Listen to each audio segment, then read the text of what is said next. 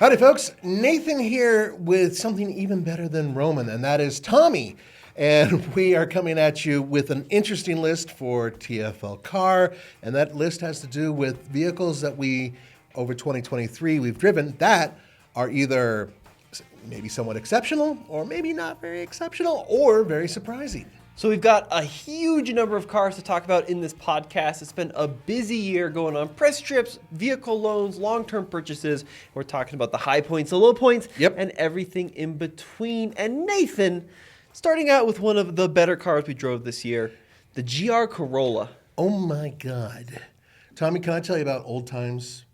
Back in my day, when I was young, we used to have a vehicle, one of the first turbocharged all-wheel drive hatchbacks that I drove that was a hot hatch. It was the Mazda 323 Turbo. Okay. Do you remember hearing about that? Yeah, sure.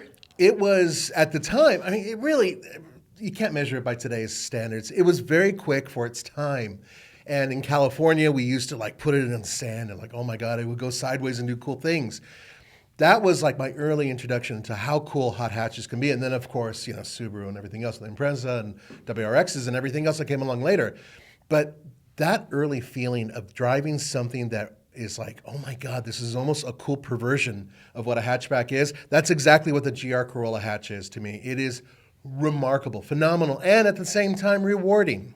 So, yeah. Yeah, I mean, turbocharged 3-cylinder, manual transmission only. 300 horsepower. Coming from Toyota, right? The brand that just a decade ago was making some of the most beige cars on the road, and now look at what they're doing. It's such a turnaround for Toyota. Now, I know that they still make plenty of vehicles that really are rather vanilla, if you want to call them that, or hearing aid beige, which is Tommy's favorite term. But honestly, they've done, and this is thanks to their leader and many people there who are fans of racing, who are fans of powerful vehicles, and who are not fans of electrification. They're actually sticking with internal combustion to a certain degree. So this vehicle is exactly a throwback to that. And in addition, it's going in the face of what everybody else is doing, and I love it. Now, how about another vehicle from Toyota real quick? The Prius and Prius Prime. Amazing design on the outside. Yeah. Phenomenal. They made a Prius look good, really good. And they made it handle and drive better than it used to. There are some issues, though. Yeah, the headroom is not great. It's not. Yeah. I mean, Tommy, you're over 6 foot. I'm over 6 foot. And both of us are we get in it, but it's not the most comfortable thing to get into. But once you're in it, it's fine. It actually has less usable interior space than the previous Prius. But it handles great. If you get the Prime, it's actually got some really good power, and it gets amazing gas mileage. I mean, look, they took a car that was the butt of many jokes. Yes. They gave it some real soul, some real performance. We actually raced it, you and Brendan, against our V8 Charger cop car, and it was a much closer race than anyone ever would have guessed. You know what I'm saying? Yeah, I actually didn't expect the results. And I was the one driving the Prius at the time, too. So it was, but it's more than that, though. It really is a tour de force, and it's an example of what Toyota can do when they're given a bunch of lemons. They really did make some excellent lemonade. Yeah, they really did. They did a great job. Now, I do want to give a shout out to one of the big lows of 2023, and that has to be the dealer experience, especially surrounding the GR Corolla. Dear God. We got so many emails, so many comments of folks trying to buy this vehicle and experiencing some insane additional dealer markups. $10,000, even $15,000, $20,000 was not unheard of this year. So that was a real disappointment. Yeah, good luck finding any of them near MSRP. But I do recommend this in the comments below. If you happen to have heard of a GR Corolla that's being sold near MSRP, let us know in the comments below, because that dealership deserves some love. And all the other ones that are playing this game for a really brief moment, they get a little extra dough in their pocket, it is going to hurt you down the line. Don't forget, people, especially when it comes to money, their memories are long. Yeah, that's true. All right, Nathan, what's next? What was another great point this year? I was very happy with the Mazda CX-30 and the CX-50. I'm putting them both in the same basket because they have very similar drivetrains. And although one is a little bit friskier than the other, I think that both of them sort of haggle over the same thing, right? The same type of customer. One just likes a slightly larger vehicle over the other, but they're both really, really well made. Very, very good cars. And honestly, even if you get the ones that aren't turbocharged, you're still getting what I think is a very well screwed together, very good valued car. Now, I run this test called the TFL slip test, where we get various wheels stuck in these rollers to test all-wheel drive systems. And the CX-50 was one of the best performing cars of the year. And this is not the Meridian with the off-road bits. This is just a standard CX-50 turbo. Great all-wheel drive system, well packaged. It also, when you see them on the road, right, like a CR-V and a RAV4 kind of look narrow and tall, but like the CX-50 really looks low on its haunches. Really kind of impressive. Muscular, right? Yeah, yeah. really cool. But it's the adaptive all-wheel drive system that Mazda's using, which has proven to be a game changer for Mazda. Their all-wheel drive systems in the past, okay. Their newest ones, which has been out for about 6 or 7 years now, it's getting better and better and better. And it does everything from looking at the temperature outside, whether or not you're using your windshield wipers, obviously traction, and those systems are just so damn good. They're very competitive with everybody from Subaru to Audi. And I just think that they're phenomenal vehicles. Put proper tires on them, they'd be unstoppable. Great cars, yeah. Now, in this class, one of my disappointments this year, Nathan, I do want to bring up, and I know you've spent some time in this car, I wasn't much of a fan of the Dodge Hornet. Yeah. The Dodge Hornet is an interesting little beast because, first of all, there's two of them. There is the regular, the GT, which comes with the turbo, and that one's my favorite if compared to the other one, which is the PHEV. Now, bear in mind, the PHEV is directly related, so is the other one actually, to the Alfa Romeo Tonale. Yeah, Tonale. Thank you. You're the more Italian person than me. And honestly, it was a real weird thing because I was thinking about it as I was driving the car, realizing that this is going to be the only Dodge car that's new for many, many years. In addition, this will be one of the few that Dodge is actually making. The only other thing they're making is the Durango. And I kept thinking, that's kind of a letdown. Look, it's not terrible. It has great performance. It kind of feels like an old Subaru, the GT at least. Yeah. So it's frisky and it's got great power. But for what you're paying, I just don't really see it. I don't quite understand its purpose other than being probably one of the faster, better handling vehicles in its class. That I will maintain that GT is. So I took some notes on the car they drove this year. I gave it a 5 out of 10. I said the most Italian car with the least Italian name, through and through Alfa Romeo for better or worse. 268 horsepower GT trim is quick. Yeah. Just like you're talking about, 2 liter sounds like a garbage disposal, but it pulls hard through its low 5,500 RPM red line. Great design. I think it looks great. Kind of aggressive. Low roof line in the front makes it feel much smaller. Uconnect is too small. Look, I think that it's probably one of the quicker cars in its class. Yes, agreed. It delivers great power. I felt like the ride was too firm. I didn't like the seats very much. And I thought it was too expensive for what it was. Agree with you pretty much throughout the entire thing. I think that with their first year, they're going to learn a couple valuable lessons. You're going to see a lot of these at rental places. I guarantee it. This will be the way they'll get out of this pickle is by pushing them towards a lot of fleets. So perhaps if you're interested in one, go test drive one over at your local rental car agency. Now, the PHEV, on the other hand, never driven it. Is it good? No. No, not too good, huh? Not that great. Not for the money, because you're spending a lot more money to get this extra boost with the PHEV, and it doesn't really feel like you're getting much. Plus, it's heavier and, more expensive. So in the end, the idea of having a plug-in hybrid is always great in my mind, but the extra complexity and extra weight of that vehicle is very noticeable. Wasn't it? Yeah. All right, what else we got on the good list, Nathan? Okay, so the good list, another kid that's just playing right, and I kind of passed over that. I don't know why I did that. Is the Honda Pilot. Oh, yes. The Honda Pilot has recently gone through a bit of a renaissance. And they took it from being a rather boring crossover, and then they gave it an off-road trim. And it was actually a usable off-road trim, one that I was able to overland with and take it to several different places off-road, including Moab, where I did submerge it, but that's a whole different story. But I slept in it for a few nights, and I really did use this thing as an actual overlander. But more importantly, it proved to be very competent off-road with one of the best all-wheel drive systems for off-roading, I should say, that's out there in this class. Even better than the CX-90, which is frankly just too long and too low to the ground. This thing is completely different, great tires. The IVTM4 system is probably one of the most dialed in for this type of hard terrain, next to having a full-blown proper, low transfer case. So it is really good. And it did very well on your rollers too, I believe. Yeah, absolutely killed it. They also did this cool thing on the Trail Sport where they have given it a true skid plate that extends underneath the car with an integrated recovery point at the front of the skid plate. Yes, it's not just a piece of plastic. Yeah. Thank goodness. It's a great car. I thought they were a little conservative with the powertrain. It's got the new 10-speed, which is good, but naturally aspirated V6. I thought the interior was also a little conservative from the redesign standpoint. But as a car, it was excellent to drive. And Nathan, you aren't kidding about that all-wheel drive system. We took it up some pretty serious off-road terrain. You did, I know, in Moab. I did with the engineering team in camouflage. And it's amazing what this 3-row crossover that's built to take families places will do.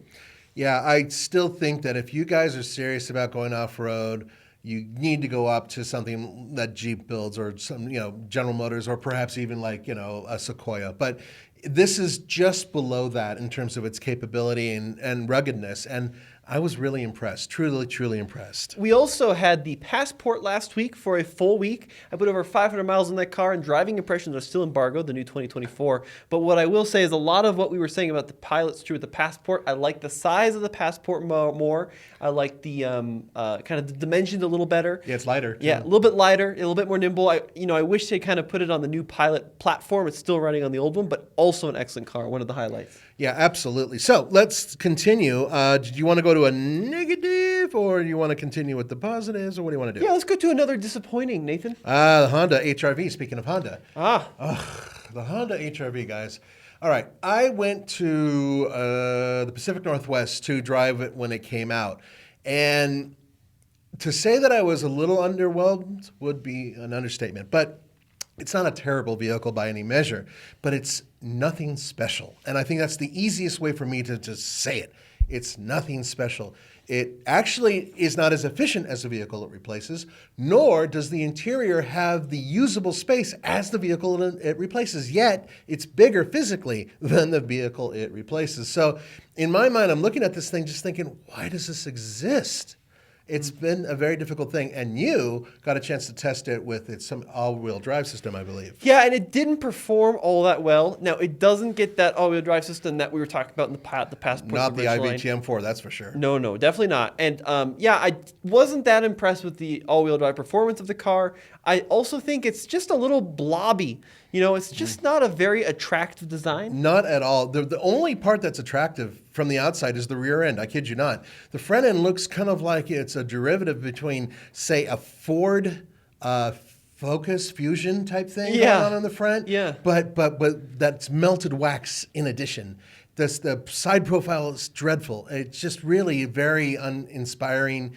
Nothing that I've seen Honda do with it made it look any better. And they've done all these little trims overseas for the Japanese market, and nothing looks particularly good to me. The interior is rather boring as well. Frankly, this just looks like someone just said, yeah, let's just build something real quick to please people and get it done. They fell out of love with the design before they even finished. Yeah, I agree. Well, let's go back to another good car, Nathan. What's another highlight of the year? All right, so we've been talking about some of the others vehicles that really make me go, But here's one that makes me go, wow, in terms of money, because I'm talking about the Buick Vista. Oh. Now, the Buick Vista, I know what you're saying. A Buick? Seriously? It gets worse for some of you.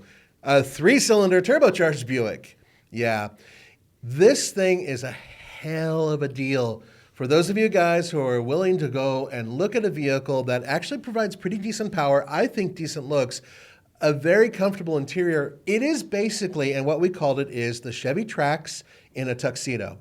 It's the same powertrain, very similar in terms of interior components, but it gets the upgrade. So it has nicer wheels, nicer tires, nicer exterior design, prettier colors, and of course the interior design is far nicer. Oddly, the entry-level version of the Vista is my favorite. I think it has the best color combination on the interior, and it absolutely is a killer for budgets. It is a very affordable vehicle. It gets excellent mileage, and the performance is quite good. So I think it's just a really good overlooked bargain. So let's talk about Buick for a little bit, because they've kind of been lost in the woods for a little. And I'm not really sure I know where Buick stays in the marketplace anymore, or where the Vista stands, because it is a very affordable car. I mean, you're looking at realistically probably low 30s to mid 30s for this car. Oh, even less. Even less. Yes, you could start under 30 for this. So what is this supposed to be, like a premium offering? Is this supposed to be a luxury car? What is this? It's an entry level to the Buick brand. So if you want to go up a level, then you're going to be getting the larger Buicks that are out there, of course. The Encore and all that. Right. But this is what's getting people from Chevrolet to Buick, or perhaps from another brand to Buick. Now, I know a lot of you guys are really against small displacement 3-cylinder turbos, although we were just lauding the Toyota Corolla GR Corolla. So this isn't as powerful, but it's a similar idea, 3 cylinders can make it work. But in my mind, what Buick is doing is they're trying to reinvent themselves as the least expensive luxury maker. And I think that is the direction they're headed. And it doesn't surprise me at all. Whether or not they actually pull this off and convince you guys that you should buy a Buick over a Chevrolet, that remains to be seen. Wow, I'm looking at over at TFL Car. We've got a store in the pricing, $23,495. Yeah, but realistically, you're going to be 26. 20s. Yeah. The one I looked at, and I actually have a family member who probably will end up buying one. She's getting it for about 25 and change. They're at MSRP right now, just because they're not super popular. But she also lives in Southern California. One thing about this car that's a bit of a disappointment, and it goes with its brother, the Trax, no all-wheel drive version, nor is there an option that will be available ever. This is a car. Essentially, this is a hatchback, kind of a fastback version of that. If you want more utility, look at the Trax, and we will be talking about the Trax a little bit later. Yeah, that's right. All right, Nathan, I've never driven this car. Does it feel better enough than the Chevy to justify the additional price? Yeah? Yeah, I think so. Interesting. Yeah, they changed the suspension tuning a little bit, and they've made it a little quieter on the inside. And all these little things play together, and you begin to forget that you're basically driving, the cousin of the Chevy Trax. And that was what really impressed me. Remember, I'm a value guy. I don't really enjoy the high-end luxury or high-end sport. I like the lower-end stuff that humans can actually afford. And I think that for an affordable vehicle, if you can get it for the MSRP, that this is a hell of a good deal. I agree with that completely. All right, Nathan, so let's talk about another vehicle on my list. And I actually want to talk about a couple. This is a twofer. Let's talk about some of the big reveals that we saw this year that we haven't driven. And I think the two big ones that came out of nowhere, the world debut of the 2024 Lexus GX, and of course, the new Toyota Land Cruiser. It blew me away. I'm almost speechless right now, and I'm never speechless. Tommy can attest to that. It is such an incredible mix of two vehicles to come out. And what's really interesting to me is the fact that they're not the same vehicle. A lot of people are thinking, oh, it's the same, powertrain. What? No, actually not. Right. They're very different. And I think that they really do hit two different levels in terms of financially where they come in, and also two different levels of overall off-road gravitas. That's the word, gravitas. So very, very cool vehicles. Yeah, I mean, and let's talk about like the Land Cruiser to start with, right? Toyota basically lopped 30 grand, realistically, 25, 30 grand off the price of the 200 series to the 250. Now, it's a smaller vehicle. It went from V8 to Turbo 4 hybrid. It's a very different sized vehicle, but I can't wait that, you can buy now a Land Cruiser for mid-50s, low 60s before markups that has this kind of capability with it. Right. A lot of what you're seeing with this vehicle has to do with the brand new Toyota Tacoma that's coming out with the hybrid powertrain. Unlike the Tacoma, I believe that the Land Cruiser gets the hybrid powertrain standard. Similar to like the Sequoia also getting a standard hybrid powertrain. Yeah, and people are not happy about that. Yeah, there's a lot of people out there who are like, turbos are already evil, and then to add, but I'm not wrong, a lot of people feel that way, and then in addition, adding, an electric motor to it, more evil.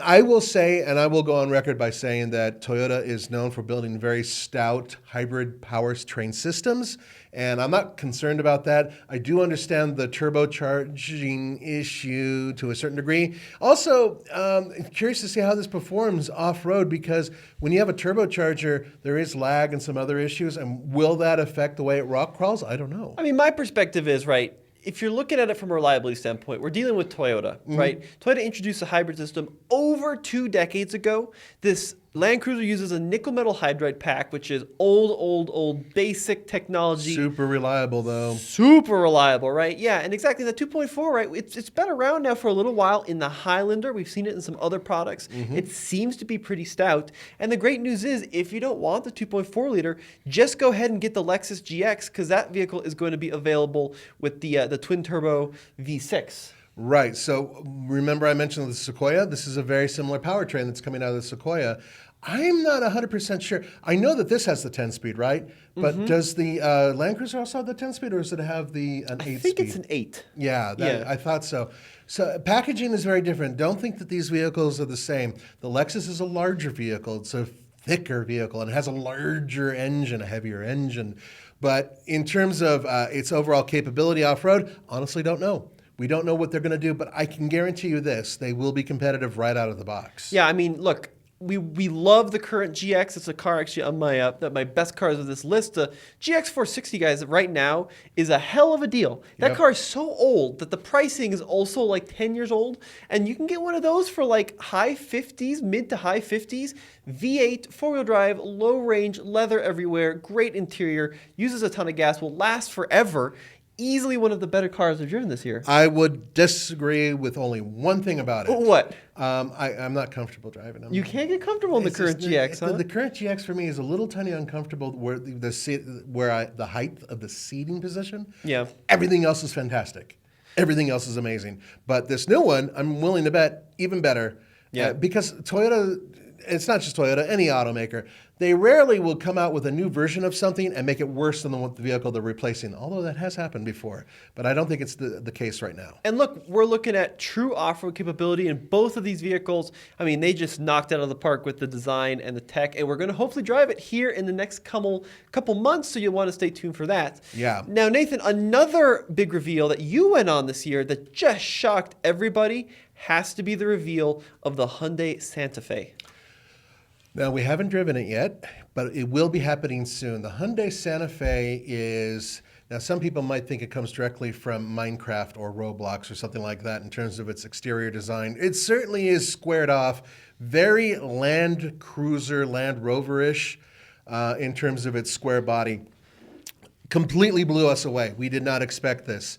Okay, well, we did a little bit because we saw some of the teasers. But the point is that its overall exterior and interior design has been completely redone. But surprisingly, the powertrain essentially is the same for now. In addition, plug-in hybrids and things like that, not happening quite yet. So that's going to happen a little bit further down the road. And they haven't indicated whether or not there's going to be additional powertrains on top of that that'll replace the current powertrain. But with that being said, we are talking about a vehicle that is far more family friendly, has a much larger rear tailgate and entrance area.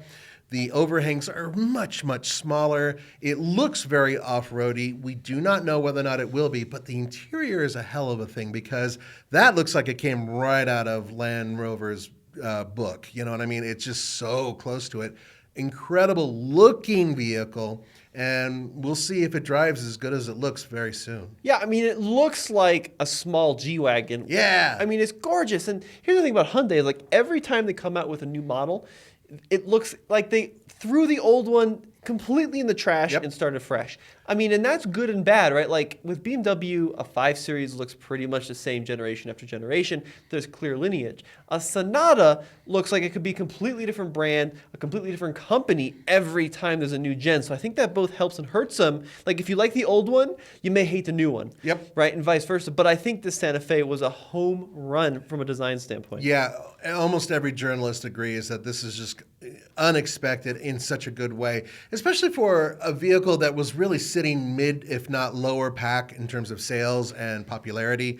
This is going to go to the top of the pack, at least immediately, in terms of interest with the public, because it's just astonishing to look at. Now, this was another one of my highlights. We actually got to see this a couple times. First in Tokyo, though, we've got the upcoming Honda Prelude concept. Now, they say this is a concept, but it's got real door handles and real mirrors, and it looks like it could be put in production tomorrow. It looks that finished. So I'm kind of questioning whether or not it's a concept, but we're told it's going to be powered by a hybrid system if they do put it into production. And the Prelude, an iconic nameplate that Nathan probably remembers from 100 years ago, but it's back now with a new twist. I've driven almost every version of the Prelude, including the one that had four-wheel steering.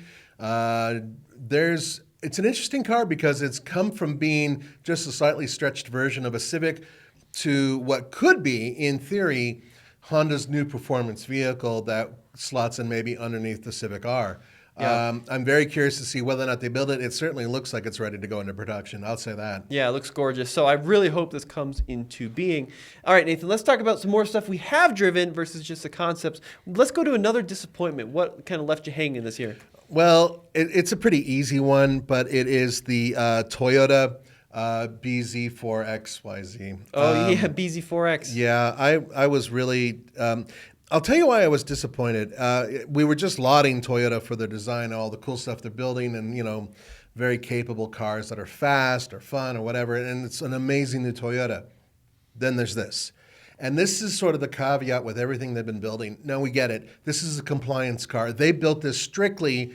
Well, they won't tell you that. No, of course not. They'll say it's a full production vehicle. Yeah. But so what exactly about the BZ4X didn't you like?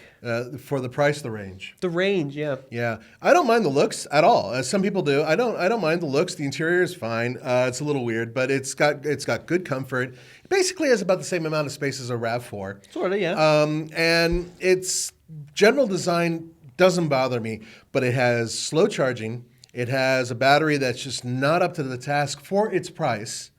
And in addition, its overall performance is underwhelming. Right. So it doesn't really feel competitive. So what you're buying is just a nameplate. You're not buying a vehicle that, especially against like the Koreans absolutely blow it out of the water with the Ioniq 5 and 6. Yeah, no, look, it's too expensive. It doesn't qualify for the tax credit, and it doesn't deliver the range. Thank you. You're right, mid-200s. It also charges very poorly on a DC fast charger. So what you end up with is a car that is good around town. It's a fine car to drive. It's pretty comfortable. I agree with the looks. I think it's a good-looking vehicle. It's going to be pretty good in the snow. But realistically, it's just not going to have the performance for longer trips. It's just too expensive compared to some of its other EV competition. Yeah, I just don't quite understand Toyota's thinking with this. Now, bear in mind, Toyota is talking about some serious upgrades in the future with their whole EV fleet. And they are building EVs. They say they are. That's including the possibility of having in the near future solid-state batteries, much faster charging, much safer batteries, all that other stuff. But that's still in the future. We're talking about this vehicle now. It's just so-so. All right, so Nathan, let's go to another good. What's another car that you got excited about this year? The Kia EV6, the GTE. Oh, yeah. Okay, speaking of the Koreans, right, and building just really good cars, I love the design of both the Ioniq 5 and then its cousin, the EV6. Very different, even though they sit on a very similar platform. One is a little bit more performance-oriented than the other. This GT is super fast. I think it looks really cool. Yeah, if you throw the word Tesla out there, yes, Tesla's going to be faster. Tesla does better with range. But this car is sort of unique in its own right in terms of its handling, which is very good for an EV. And I just like some of its polarizing styling, including those ridiculous green brake calipers. Those things are just bizarre. Right. I don't get it, but it's awesome. Look, they market this as a, quote, SUV, but it's a hot hatch, right? Yeah, it's a wagon. I mean, it's the performance in this 0 to 60 in the low 3 seconds. You got drift modes. You got different drive modes to make it more engaging. Big fat tires. It's also got that 800-volt architecture, so it charges like a monster. Yeah, really. It's a great charging vehicle. Not the best range. We did a special range test with this vehicle versus a Volvo, a Chevy Bolt, and also a Tesla. And it didn't do great. But what it did do was it wowed Andre, who drove it that entire way, by being a low-slung sports car. It's a funny thing because even though it's supposed to be an SUV, you sit in it and you kind of feel like you're in a Lamborghini. I kid you not. Yeah. Now, if you want a better headroom with performance that's not quite on par but close, that would be the Ioniq 5. Once again, they are related. And that's the car I prefer, but I drove that last year. This year, it's this one, and just a cool car. Yeah, and look, I got a chance to check out the Ioniq 5N, the upcoming one. Yeah. Which is an interesting kind of twist on this platform. What they've done is they have made it even more track focused. So look, the EV6 is a GT car. I talked to Albert Bierman, who was like the engineering chief, who came from BMW's M division. GT, they really wanted it to be a GT. The Ioniq 5N, this is the track-focused one, and it has fake shifting, Nathan. Which I love, even though I've never tried it before. Just You because like that idea, huh? because they're trying to make it more engaging. Even if it doesn't work, right? Even if you sit in and you're like, oh God, this is garbage, or this is silly and it's a gimmick. Just like having CVTs that are stepped, right? So they feel like they're an automatic transmission to make you feel a little bit more at ease or a little sportier in some cases, I guess. That's kind of where this is coming from. And in my mind, look, you could deactivate it and you don't have to use it, right? You could just drive this thing like a regular electric car. Sure. But the fact that they have that, I think that's really cool. That kind of shows the thinking that I like, which is give the customer something that makes them smile, even if it's ridiculous. And I like that idea. So what they've done is they've actually simulated, I think it's an 8-speed transmission, and the car will accelerate and then hit a, quote, rev limiter, and then you have to upshift, and it will simulate sound on the inside of the car as well. And according to Bierman and his team, the car is actually quicker around the track with most drivers in the simulated mode because you get a sensation of speed than when you just put it in the all-out EV mode, which is actually technically quicker 0 to 60. So the manual mode makes it slower, makes it fake noise-wise, makes it fake shift points, but faster on the track for most folks. I would say that makes a little bit of sense. So one of the things that, once again, CVTs were doing was you could kind of hold a certain RPM. You weren't really holding a gear per se, but you were holding a certain RPM, which was great to go around corners and have, like, if you wanted to bury it at like 4,500 RPM around a corner and squirt out of there fast, having those fake gears kind of helped a little bit. I think that this is sort of the same thinking behind that you're able to kind of spike the vehicle in a certain way to where you're at exactly where you want to be once you get used to it, I'm assuming. Sure, right. When you get out of that corner and then launch out of it. Because, in the corner slow, out of the corner fast. And I think that you can do that with something like this.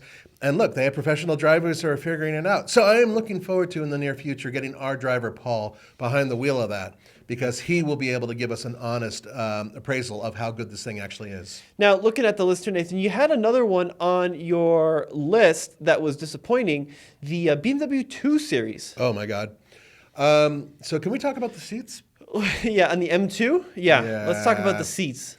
So the M2, now the 2 Series in general just didn't really, I used to love the 2 Series. So the newer ones are just not floating my boat. But what really got me was in the M2, they have this unusual component in the seat right between your legs, right where the man equipment goes, or female equipment, I guess, and it's just plasticky and doesn't make any sense. I don't see how this can help anybody driving other than make them feel uncomfortable. It's as if the Germans said, we want you to feel uncomfortable while driving this thing fast. I don't understand its purpose. Yeah, look, it's got the crotch bolster, also the side bolsters really tuck up high, several inches against your thighs. Yeah. And it's just too much, right? Especially in the M2. Now, the normal 2 Series is a little better. But the M2, though, it's the manual transmission is not very good as far as that was the other manuals thing. go. There are better out there. Right. I think it looks cool. I like the haunches. I think that's a good look. But yeah, it just didn't quite live up to the expectations, especially because the old one was so fantastic. The new one looks better. It's a higher performing vehicle. I think it's an attractive car. It just doesn't quite fulfill the same things. Agree, 100%. So Nathan, another vehicle I wanted to talk to you about that I really liked this year was the Toyota Grand Highlander. Yes, and both of us got a chance to drive it. It should have been on my list, actually. The Grand Highlander, I think, should be the only Highlander. That's just my own personal opinion. The only Highlander, okay. There should only be one.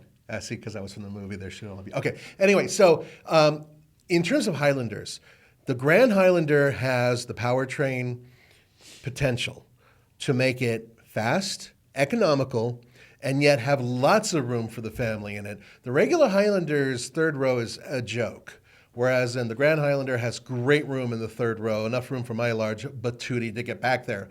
But at the same time, its drivability is quite good. I really liked it. Yeah, look, I think it's the right size. Yep. I think it's decent value, especially if you compare it to some of the Lexus competition. Or Sequoia. Like the TX. It's more roomy than a Sequoia. Yes, thank you.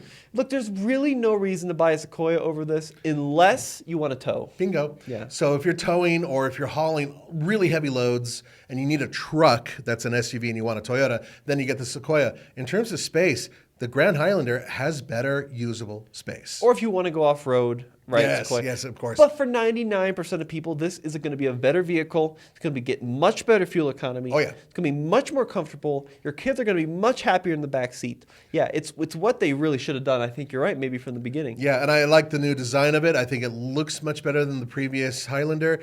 And I just think the drivability of it, maneuverability for a vehicle that's relatively long, is quite good. It's just a good all-around vehicle. Very, very impressed with it. Now let's talk about another vehicle on your list, actually, Nathan, you didn't like, which was the Hyundai Venue. Yes. So the Venue. I know that this will probably upset your father. So the Venue is the least expensive Hyundai you can buy now. I believe they just discontinued the Accent. And so the Venue is entry level. My issue with the Venue, there's two. One, no all-wheel drive version. Even though it looks and it's advertised to be a crossover, it's not. It's a hatchback that is relatively tall. And I just think that it is remarkably underpowered, especially being equipped with the CVT. I drove a rental version of it, and I was surprised with how poorly it merged into traffic in downtown Denver, to the point to where I had a semi on my butt, and I was really concerned.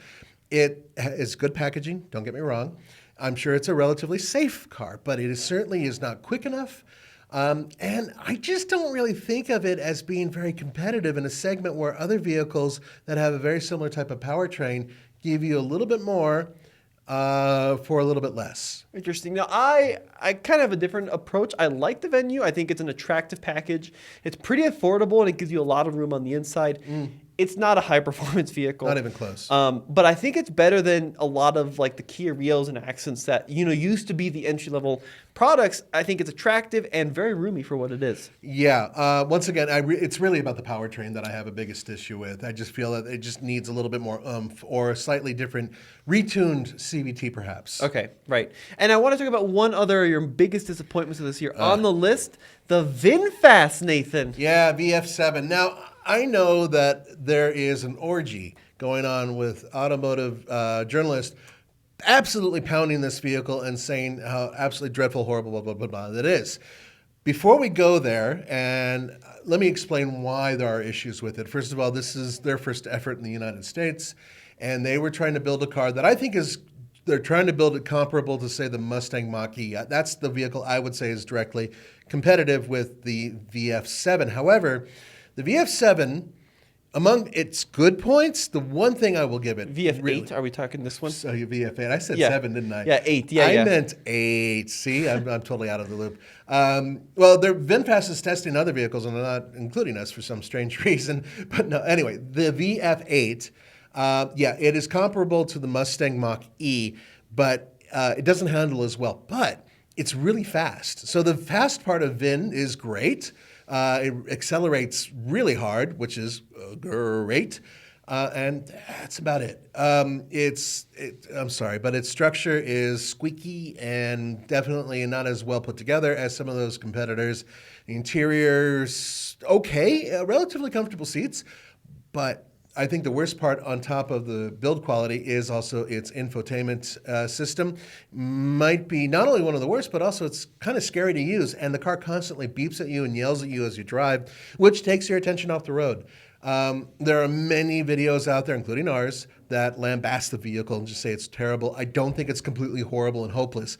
I think for a first effort, there was some merit in its straight line performance, but they need to update the hell out of it to make the VF8 competitive. Interesting. Yeah. Yeah, look, I mean, it's impressive to me that they got a brand new car to market on sale in the U.S., right? Yep. That's a pretty amazing feat. And it's not some rebadged, BMW or Nope. whatever. It's an all-new platform, essentially, that VinFast has created. Right. And look, it's a complete package. It doesn't have body panels hanging off it. The chrome looks pretty good. The interior looks nice. It's a nice design.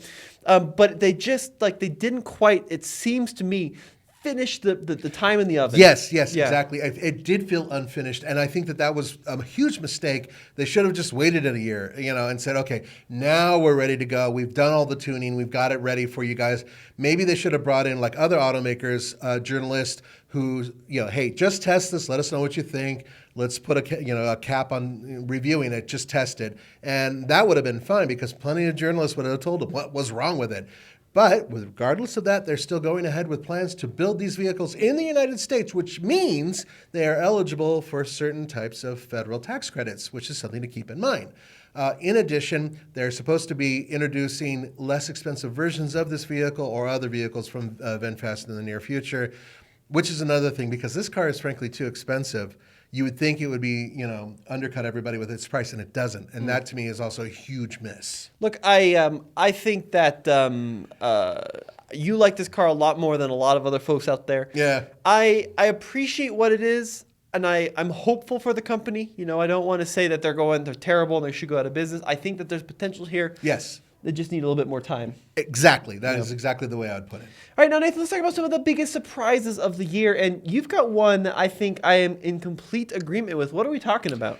Remember how we were talking about the Buick in Vista and how it is just a hell of a bargain? Well, we're talking about its cousin now, and that is the Chevy Trax. Now, this has nothing to do with the previous Chevy Trax. This is a different platform. It's a different vehicle.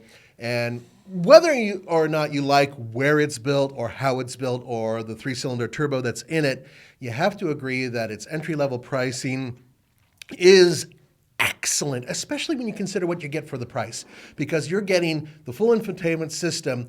There's a couple different levels that you can get, but you're still getting the big screen. You are still getting what I think is a fairly comfortable interior, very roomy for what is a small car. And the pricing that it comes in at, it is really impressive considering what you can get for the money from other automakers. Excellent deal from Chevrolet. I couldn't agree more. I didn't love the old Trax. It felt pretty bargain basement. Yeah. And then the new one comes out. It's low, it's wide, it's attractive. I think so. And the number of features you get. So the one I drove was the 1.2 turbo, 6-speed automatic. Yeah. $26,000 with pretty much every bell and whistle. Yeah, if I recall. yours was like near the top of the line too, Yeah. or the higher end, I should say. And the technology was fantastic. Yes. The infotainment was great. The seats were comfortable. I mean, this easily could have been a $40,000 car, and Yep. it wouldn't have blinked twice. But look, we're living in an era where the average new car transaction price now is $48,000. Right. Something crazy. The fact that you can still get a quality product for the mid $20,000 range is remarkable and should be really appreciated. It should be lauded, frankly. Yeah, right. And the bottom line for me with this vehicle, just seeing it running around and watching other people finally starting to buy this thing is, dude, you got yourself a great bargain. Yeah. You got a great car, and there are just so few out there to get. Once again, kudos to Chevrolet because I did not expect this vehicle. I kept thinking they're just going to blow the pricing through the roof with everything they build because they're building a lot of EVs now. Nope, I was wrong. And this thing, I think, is a quality car. Now, the downside, which we talked about with the Buick, is front-wheel drive only. However, personally, if it were me, if I was shopping between this car and a more expensive crossover with all-wheel drive that was at the top of my budget, I would buy the Trax and then buy a set of snow tires. Exactly, snow tires. You're going to be better off because Yep. all-wheel drive really doesn't help that much in turning, and it certainly doesn't help in stopping. So a good set of tires on the Trax. I took this thing off-road through a trenches course, and even with front-wheel drive, the car is so small and light that it was able to crawl its way up the course. And pretty decent torque, right? Really good torque. Such a small displacement little 3-cylinder, banging away, doing its job. And okay, it's not an all-wheel drive vehicle, but look what you're paying for. And also, it's very efficient too. So keep that in mind. In terms of a very good first car, I think that this is one of the most outstanding ones out there in its class financially. I mean, I do agree that people are concerned about the turbo reliability. Yep. They see the Korea connection and they get concerned. It does have an impressive warranty, which is worth noting. Yes. And I think it's going to be okay just from my initial impression. I love the way it drove. It really gave good Handling torque. was really good too, right? Yeah, and when you consider that like a lot of affordable cars are going to have a naturally aspirated, small, relatively low-powered engine, especially at elevation, the fact you can get a turbo engine is really, really good. Well, here's one more thing to back this up. Remember that we were just talking about the the Venue from Hyundai, just a couple $1,000s difference between the two. Yes. I mean, and you're getting a much more capable, powerful, and logical vehicle. 100%. Yeah. Now, I'm going to finish my big surprise up with actually another GM product, believe it or not. So we spent a lot of time with the Bolt. And the Bolt EV is seriously probably one of my favorite, if not my favorite car on the market that's being discontinued. Such a Temporarily. mistake. Yes, I know temporarily, but the value proposition on this car, some of these commercials, Nathan, a little out of hand here. I just didn't expect this. Okay. Look, the value on this car is unbeatable. Yep. Low 20s for 240 miles of range, good infotainment, Apple CarPlay. Just get the base car, drive the beans off of it. It's so cheap to drive. And it handles well, and it's got good power. Yeah, and they're amazing. It moves out of its own way. And so once again, that test we did where we went up against Volvo and Tesla and Kia, we took this one as well, right? And it absolutely blew us away with our expectations. It did much better than advertised in terms of its mileage, if you recall. I do recall, yeah. And Alex was driving it, and we all know Alex hammers the hell out of anything he drives, and yet this car did remarkably well. Yeah, it was on par with the Model 3 in terms of real-world range. Yep. Yeah, I mean, incredible car. The quality was good. The seats are much improved over the last one. It's not flashy. It's not fancy, but easily worth the money. And in an era, once again, where cars are $40,000, $50,000 on the regular, especially an EV, the fact you can get one of these new for mid-20s was amazing. It's such a shame they killed it. It is a shame they killed it. Now, this is what I'm hearing. They're going to bring it back as the EUV model, which is the slightly larger version of this. Essentially more headroom, a little bit more cargo space, but it's the same car, basically. Yeah. But I think that they're going to change around. I don't know if they're going to use the Ultium package, actually. I don't have that in front of me, whether or not it's going to happen. But I don't think they are. And the funny thing, too, is look, we're looking at our two biggest surprises this year are both GM products. Crazy, right? Right. And it's interesting, GM has some of the best engineering in some of the products in the world. Corvette E-Ray was amazing. Trax, Bolt for value, really, really good. And then some other products are just kind of run-of-the-mill, like the Equinox. It's not great. No. And then go ahead and look at some of their trucks. I mean, look what happened to poor Andre in his Chevy Colorado. There's a lot of tech issues that he's having. So not everything is perfect and bright and sunny, but in the vehicles that we were talking about, pretty damn impressive. So surprising. And also keep in mind, nobody else has an answer for this. Yeah, we're hearing that Volvo will eventually have an answer for it. Right, we still the haven't, EX30. Yeah, we haven't driven it yet, haven't even touched it, other than having a few moments with it with a video camera that lasted no time. The bottom line here is that for the price, and they're still available, the Bolt is a remarkable bargain. 100%, yeah. And if you're looking for a great EV, if you can still find one in inventory, buy a Bolt, 100%. Get the Trax, such good value, even with front-wheel drive. My God, this is a Chevy commercial. Great, here we go. No, we're not being paid by Chevy. Everybody's going to be like, you're getting paid by Chevy, bro. We're missing any Fords on the list, Nathan. Any ones that surprised you? Well, this they don't year? build cars anymore, guys. Yeah. So, I mean, okay, so let's quickly. They're getting rid of the Eco Sport or Eco Sport. That's gone, basically, so we can't really talk about that. Not that it was any good, because it never was. And also, they're getting rid of the Edge. It was okay. The ST version was kind of fun. So what do we got left? We have the Ford Escape plug-in hybrid that we recently drove. Not and that good. was okay. Not great. Right. Didn't have an all-wheel drive version of, or no, it did. No, it doesn't. No, it Not doesn't. the plug-in That's right. hybrid, yeah. Yeah, so not so great. And frankly, everything else in terms of the other options for Ford are either trucks, which is on the truck channel, or I guess you could say the, the Ford Explorer, which we haven't seen one at our office in, 3 years? Look, I think the Bronco Oh, the lineup Bronco Sport's is really excellent. good. Yeah. This was one of my highlights this year, actually. I really enjoyed the Bronco Sport Heritage. It was good size. It was comfortable. It was... But it was out last year, so it's not a new vehicle. I drove the Heritage this year, which I liked a lot. Mm-hmm. I think that it's pretty good for most folks, right? Most folks don't need the full-size Bronco. The Bronco Sport's going to deliver great performance at a more affordable price. I agree with you there, absolutely. So there you go. We added a little bit of Ford just to make you guys happy. All right, folks, well, let us know what you think in the comments below. What did we miss? What are some of your highlights or lowlights of the year? Yeah, absolutely. And also, any surprises that you guys have found out there? Perhaps something that you did not expect to be so good or so bad. Right. Let us know in the comments below. And check out alltfl.com if you want to find all the channels and podcasts. I'm wearing the shirt. There's the t-shirt all in one spot.